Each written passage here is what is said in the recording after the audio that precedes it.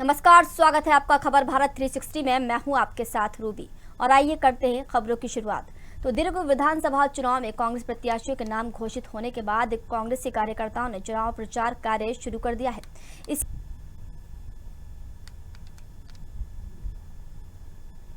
तो खबर आपको छत्तीसगढ़ के दुर्ग से बता रहे हैं, जहां विधानसभा चुनाव में कांग्रेस प्रत्याशियों के नामों का ऐलान होने के बाद कांग्रेसी कार्यकर्ताओं ने चुनाव प्रचार प्रसार कार्य शुरू कर दिया है। इसी कड़ी में आज राजीव भवन में कांग्रेसियों की एक अहम समीक्षा बैठक रखी गई, जिसमें दुर्ग शहर प्रत्याशी अरुण बोर के साथ साथ कांग्रेस के कई बड़े कार्यकर्ता भी शामिल हुए।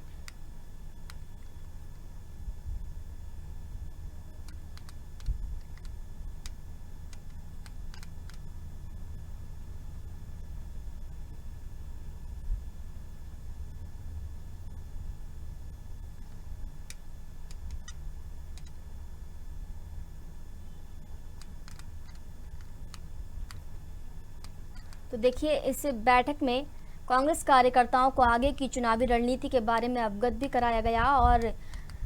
दुर्ग शहर के प्रत्याशी अरुण बोर के साथ ही कांग्रेस के कई बड़े कार्यकर्ता भी इस बैठक में शामिल होने के लिए पहुंचे।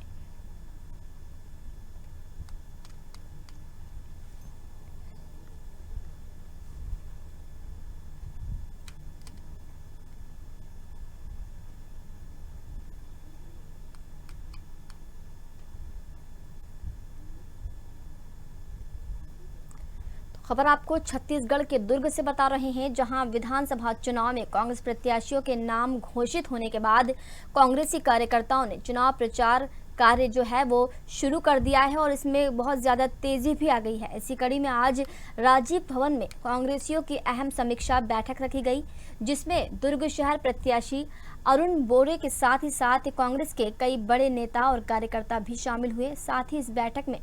कांग्रेस कार्यकर्ताओं को आगे की चुनावी रणनीति के बारे में अवगत कराया गया।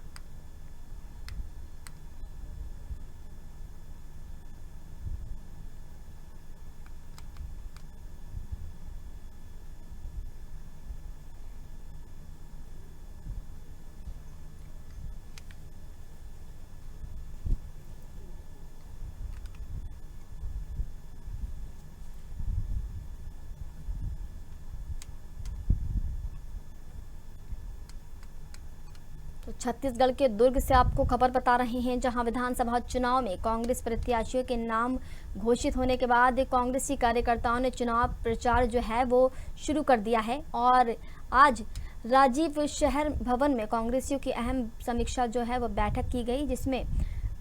दुर्ग के अरुण प्रत्याशी जो है अरुण बोर के साथ साथ कांग्रेस के कई बड़े कार्यकर्ता भी शामिल हुए और इस बैठक में कांग्रेस कार्यकर्ताओं को आगे की चुनावी रणनीति के बारे में अवगत कराया गया।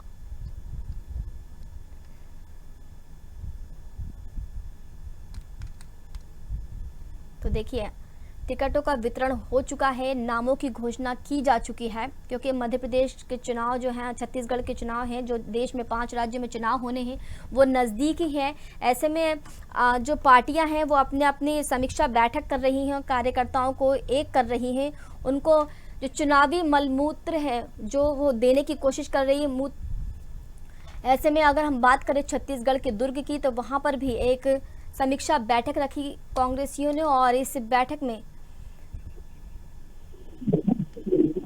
चलिए ज्यादा जानकारी के लिए छत्तीसगढ़ से हमारे साथ दीपमाला जुड़ चुकी हैं, उनसे जानते हैं।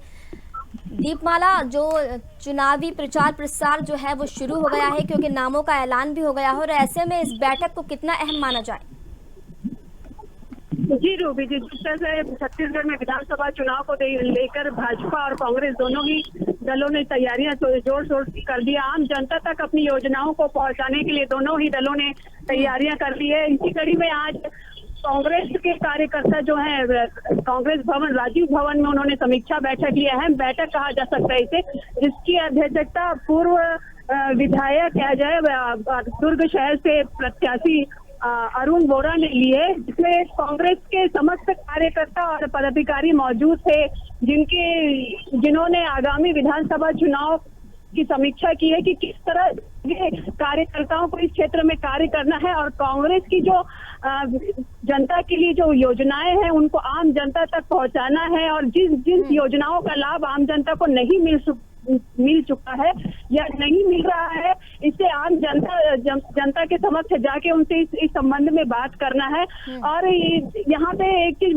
बता दूं कि अभी दुर्ग शहर से जिस तरह से अभी कुछ दिनों पहले ही ये टिकट की घोषणा हुई है, उसके बाद ये दुर्ग शहर प्रत्याशी अरुण वोरा ने ये कार्यकर्ताओं के साथ पहली बैठक ली है। इसमें सिर्फ कार्यकर्ताओं को जो है आगे की रणनीति के बारे में अवगत कराया गया है। इसके आगे अभी प्रत्याशी के द्वारा आगे और इसमें बैठक ली जाएगी, जिसमें कार्यकर्ताओं को बताया जाएगा कि वो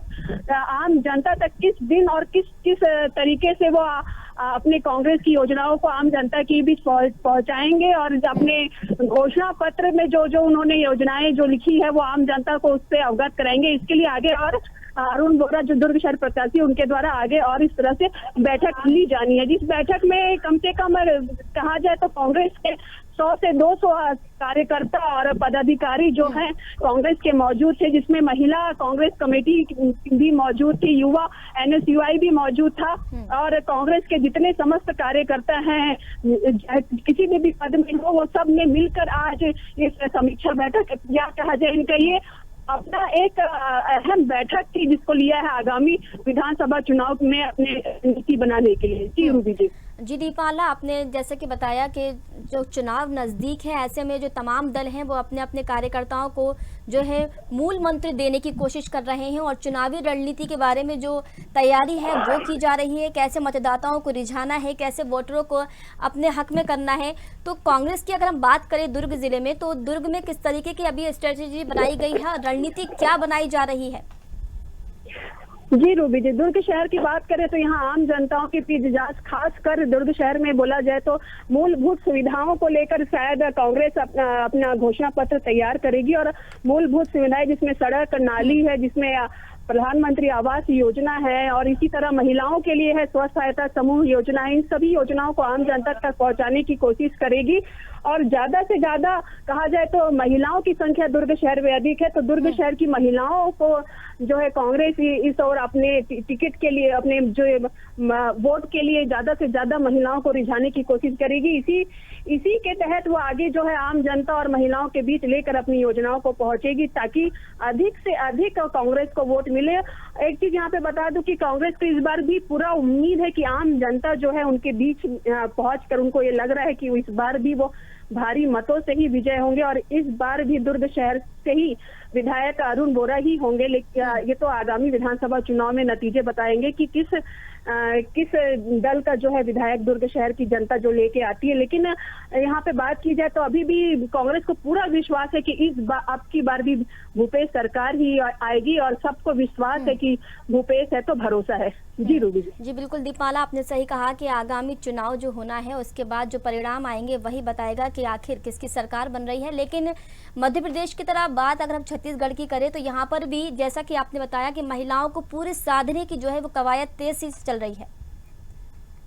जी, एक बार बता दूं आपको, छत्तीसगढ़ में महिला मताधिकार की संख्या ज्यादा है पुरुषों की अपेक्षा, और यहाँ पे जो पिछली बार की घोषणा पत्र में जिस तरह से शराबबंदी को लेकर वादा किया गया था उसको नहीं निभाया गया, उसके लेके महिलाओं में काफी आक्रोश भी है। लेकिन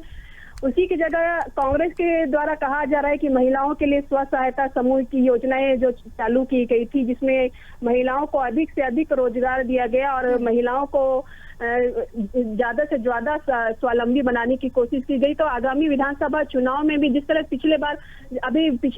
दिनों भूपेश जी ने, मुख्यमंत्री जी ने घोषणा की थी कि किसानों का कर्ज माफी कर दी जाएगी, उसी से आगे भी शायद महिलाओं को अधिक से अधिक रुझाने के लिए उनके लिए भी किसी योजना का घोषणा की जाएगी, जिससे महिलाएं अधिक से अधिक जो है कांग्रेस सरकार को वोट दें। वहीं भाजपा की बात करें तो भाजपा सरकार के द्वारा पहले ही महिलाओं को रुझाने के लिए 33% आरक्षण जो है वो पास कर दिया गया है। अब इस बार ये देखना होगा कि जो कांग्रेस सरकार है वो महिलाओं को अपनी ओर अधिक से अधिक करने के लिए किस तरह से महिलाओं के लिए घोषणा करती है। जी रूबी जी। दीपमाला, अगर हम बात करें दुर्ग जिले की, तो दुर्ग के जो मतदाता हैं, वोटरों की अगर हम बात करें तो उनका फोकस कहाँ पर है? विशेष व्यक्ति पर उनका चेहरा देखकर वो वोट देंगे, या उन्हें मूलभूत सुविधाएं चाहिए, या वो भी जो है मुफ्त की रेवड़ियां पाना चाहते हैं? जी रूबी जी, यहाँ पे मैं बता दूं कि हमने आम जनता के बीच पहुंच के सवाल किया था, तो इसमें आम जनता आम जनता जो है वो मूलभूत सुविधाएं चाहती है, जिसमें कहा जाए सड़क, नाली, रोजगार, शिक्षा, इस तरह का की जो योजना है जिससे आम जनता जो है लाभ हो सके, उनको मिल सके। खासकर बात की जाए तो यहाँ पे शिक्षा के क्षेत्र में और रोजगार के क्षेत्र में जो है जनता अधिक से अधिक कार्य चाहती है। जिस तरह से पिछले दिनों कांग्रेस के ऊपर आरोप लग रहा था पीएससी घोटाला का, उसके विरुद्ध भी युवाओं में काफी आक्रोश है। लेकिन एक तरफ वही युवाओं से भेंट मुलाकात कर भूपेश सरकार ने युवाओं के चेहरे पर एक खुशी भी लाई, जिसके बाद युवाओं में काफी जोश आ गया है कि अब की बार भूपेश सरकार ही आएगी। और युवाओं में इसी के साथ युवाओं को रोजगार भत्ता भी जो दे रही है कांग्रेस सरकार, वो भी काफी सराहनीय कार्य है। तो इस बार युवाओं के लिए जो शिक्षा और रोजगार है वो ज्यादा जरूरी है। इसीलिए जो है आम जनता जो है मूलभूत सुविधाएं चाहती। चाहे शिक्षा के क्षेत्र में भी बात की जाए तो कांग्रेस सरकार के द्वारा आत्मानंद स्कूल जो शुरू किया गया है वो भी काफी सराहनीय है, और आगे भी आम जनता जो चाहती इसी तरह की जो योजनाएं हैं आगे भी लागू हों, जिससे आम नागरिक है उन्हें इस तरह की योजनाओं का लाभ मिल सके। जी रूबी जी। चलिए दीपमाला, उम्मीद है कि वहाँ की जनता पर जो प्रत्याशी हैं वो बिल्कुल खरे उतरेंगे। फिलहाल बहुत बहुत शुक्रिया हमारे साथ जुड़ने के लिए। तो खबर आपको विधानसभा दुर्ग से बता रहे हैं, जहां विधानसभा चुनाव में कांग्रेस प्रत्याशियों के नाम घोषित होने के बाद कांग्रेसी कार्यकर्ताओं ने चुनाव प्रचार शुरू कर दिया है। चलिए, इस दौरान जो समीक्षा बैठक की गई थी, इस दौरान अरुण बोरा जो विधायक है वहां पर, उन्होंने क्या कुछ कहा, आइए आपको सुनवाते हैं। से मिलते हैं, क्या काम कर रहे हैं, कैसा काम कर रहे हैं, हमारी योजनाओं को कैसे लोगों तक पहुंचा रही है, सारी बात की जानकारी देते हैं। उसी की समीक्षा थी, और समीक्षा हमने की। हमारे पार्टी के कार्यकर्ता पूरे दमखम के साथ मैदान में उतरे हुए हैं, और हम तो जब से निर्वाचित होते हैं हम लोगों के बीच में रहते हैं, इसलिए तैयारी तो हमारी रोज ही चलती है, कार्यकर्ता भी रोज काम करते हैं। आज बात हम लोग की बैठक थी, पारिवारिक सम्मेलन बोलूँगा, कांग्रेस पार्टी का पारिवारिक सम्मेलन, और इसमें हमने हमारे सरकार की उपलब्धियों के बारे में चर्चा की, दुर्ग के विकास की चर्चा की। तो लोगों का यही कहना था कि जब हम मतदाता के बीच में जाते हैं तो वो ये कहते हैं कि दुर्ग में बहुत विकास हुआ है, दुर्ग का स्वरूप बदला है, और हम आप ही को जिताएंगे, आपके ऊपर ही भरोसा है, कांग्रेस पार्टी के ऊपर भरोसा है। तो भरोसा जब हमारे कार्यकर्ता ये बात सुनते हैं ना तो उनका मन